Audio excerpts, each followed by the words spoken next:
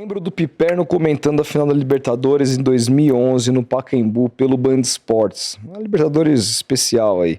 Porque ele saiu do grupo Bandeirantes, abraço de Santos. Ele tá lá em Santos. Opa, eu trabalhei.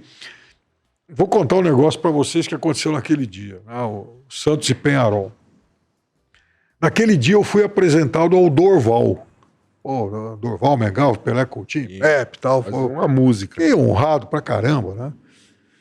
E falei, tô à frente aqui de um monumento e tal, né? Falei, mas o seu Dorval, prazer e tal, eu queria perguntar um negócio pro senhor. Uma história que eu ouvi há mais ou menos uns 30 anos.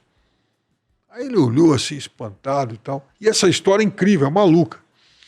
Em 1961, quando o Brizola instala lá no sul do país a rede da legalidade para resistir à tentativa de golpe, porque havia lá uma tentativa de se impedir a posse do Jango.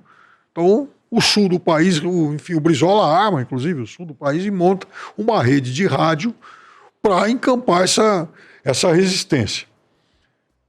Naquele momento, o Terceiro Exército pegava os 3 estados do sul até a fronteira do Paraná com São Paulo.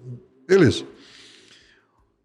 A imprensa do sul ela ficou isolada, não havia essa facilidade de comunicação, tal, que tem hoje, claro, né? E eles produziam muito material fotográfico e filmes lá, filmes precários e tal. Só que eles não conseguiam fazer isso chegar aqui em São Paulo e no Rio. E o Brizola mandou um emissário lá para Curitiba com um monte de materiais fotográficos e filmes e tal, para tentar despejar na imprensa de São Paulo isso aí, para saber o que estava acontecendo exatamente em Porto Alegre. Aí esse cara chega lá e tal, tá lá no aeroporto em Curitiba, e aí essa história estava retratada num livro lá que falava sobre o período. Então esse cara chega lá com umas caixas no aeroporto lá de Curitiba, porque ele ouviu a notícia de que o Santos tinha jogado em Curitiba e ia embarcar para São Paulo. E por que esse cara foi atrás da delegação do Santos? Porque esse cidadão era um gaúcho que conhecia o gaúcho Dorval. Aí o Santos chega lá no aeroporto para embarcar e tal, Dorval, fulano, Dorval, escuta, você me faz um favor? Você pode levar isso aqui para mim lá para São Paulo? E vai ter um amigo meu lá e tal, esperando vocês no aeroporto, ele retira com vocês. O Dorval, sem saber o que era, que o cara também não contou, o Dorval trouxe essas caixas aqui para São Paulo. Quando o Santos desembarca, o emissário dele lá pega as caixas e distribui todo esse material para a imprensa de São Paulo. E a partir disso, então, a imprensa paulista conheceu o que era a rede da legalidade, que se tornou algo histórico na carreira do Brizola e naquele momento lá de resistência. Bom, o tempo passou, não se falou mais nisso, e confesso para você que eu li 2 parágrafos sobre essa história em um livro. Talvez uma página do livro e não mais que isso. Então aí, em 2011, estou lá no Pacaembu, pela primeira vez na vida, eu encontro o Dorval. Ô, seu Dorval, tal, prazer, mas que honra, não é? O senhor, o grande ataque e tal. Ô, seu Dorval, a propósito, uma vez eu li uma história assim, descrevi isso tudo. O senhor se lembra de ter trazido isso e tal, né? O senhor sabia o que o senhor estava transportando? Falou, olha, você sabe de uma coisa? Lembrar que eu trouxe um negócio desconhecido, eu lembro. Agora, eu não sei se era filme, como você está falando, se era maconha, o que era. O rapaz me deu, eu conheci e eu trouxe. E, involuntariamente, o Dorval ajudou a revelar um grande fato político. Caralho, velho. Que foda. do caralho, hein? Que puta história, velho. Cara, essa história, se alguém cavucar, vai acabar achando em algum lugar, hein? Muito tem mais fodido. um superchat. Mas aí ele pergunta por que você saiu do Grupo Bandeirantes. Por que eu saí? Cara, essa história é meio chata de contar. Por quê? Bom, vamos lá.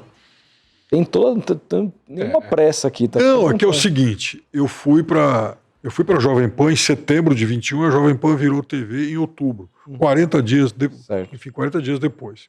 Nesse momento, eu paralelamente trabalhava no Band Esportes e na N Sports, onde tinha um projeto lá de fazer campeonato brasileiro para o exterior. Aí no Band Esportes, enfim, tinha lá a programação diária do canal e tal. Aí em outubro a Jovem Pan vai para a TV e o Band Esportes era 575, a Jovem Pan foi para o 576. Aí os caras, enquanto a Jovem Pan não era TV, tudo bem, mas agora que foi para TV, já estava no rádio e tal. Tem uma galera do esporte que gostava de você, mas te vê falando de política, fazendo umas críticas aí e tal. Os caras estão muito putos da vida contigo.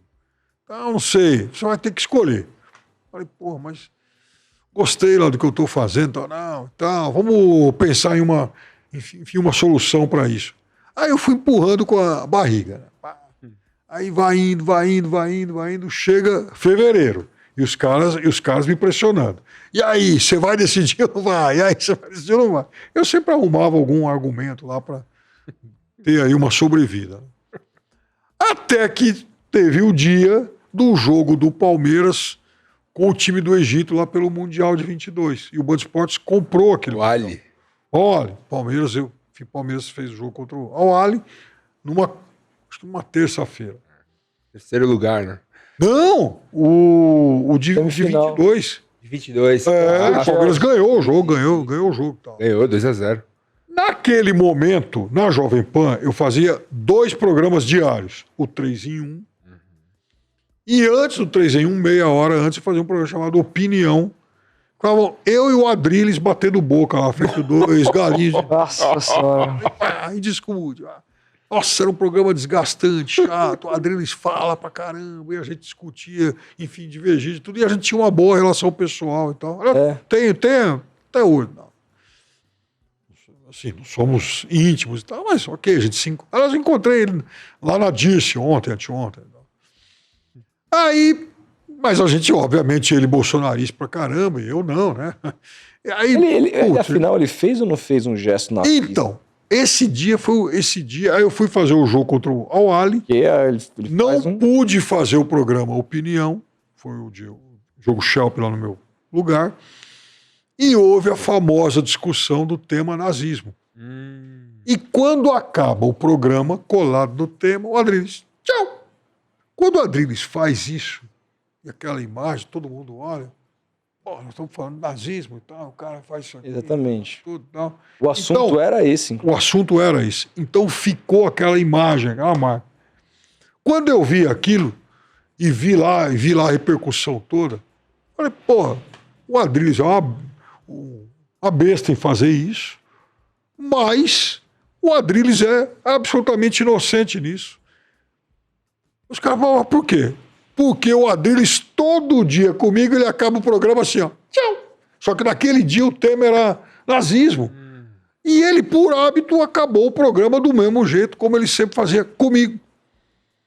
Então, ele não fez, na verdade, nenhuma provocação, embora quem tivesse visto só naquele dia tivesse tido essa impressão. Os cortes viralizaram. Os cortes acabaram viralizando. Foram até cruéis com ele depois. E aí o Ministério Público foi para cima. E eu falei para ele um dia, olha, se o negócio evoluir lá no Ministério Público, eu sou tua testemunha de defesa, em que pese todas as diferenças que a gente tem. Porque naquele momento específico ele era inocente. E eu só não estava no programa com ele, e eu certamente encontraria um jeito de tentar dar uma abafada nisso, porque eu fui fazer um jogo do Palmeiras.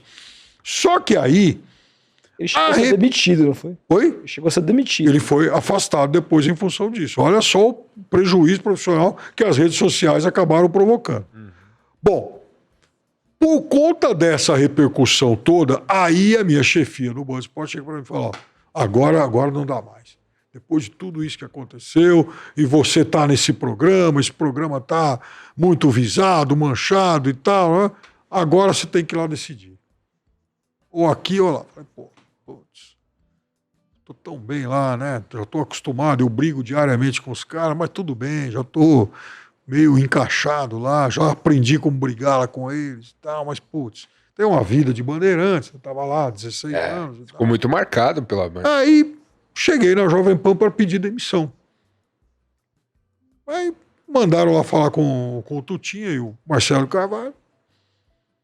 Falei, então, né, tá acontecendo isso, pá, né?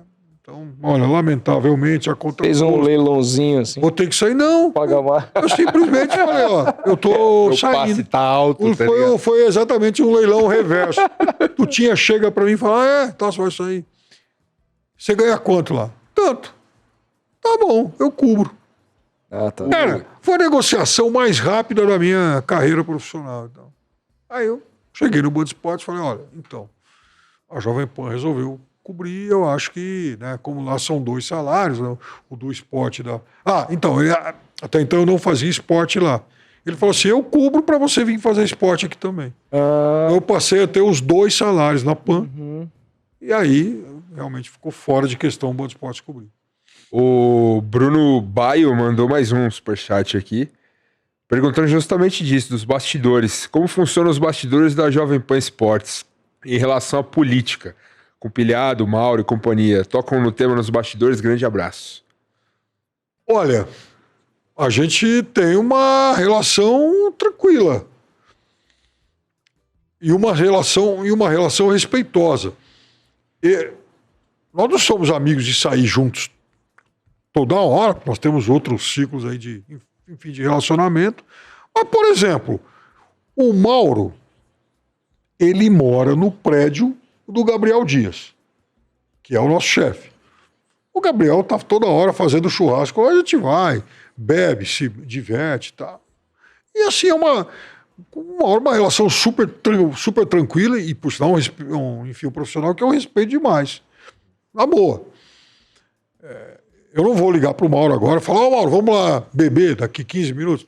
Enfim, não chega, né, a esse nível de intimidade. Mas é uma relação respeitosa, tranquila. Claro. Eu respeito muito o trabalho que ele faz.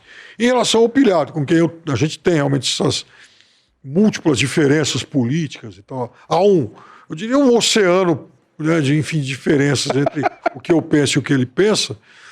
Mas a gente não discute isso quando se encontra.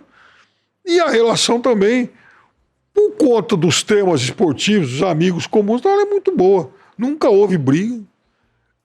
E, para ser justo, quando eu tive um problema lá, que eu saí do estúdio da Jovem Pan para uma internação, ele, inclusive, tinha um amigo dele, ele estava com um amigo lá no estúdio, os caras me deram todo o apoio lá e sou muito grato a isso.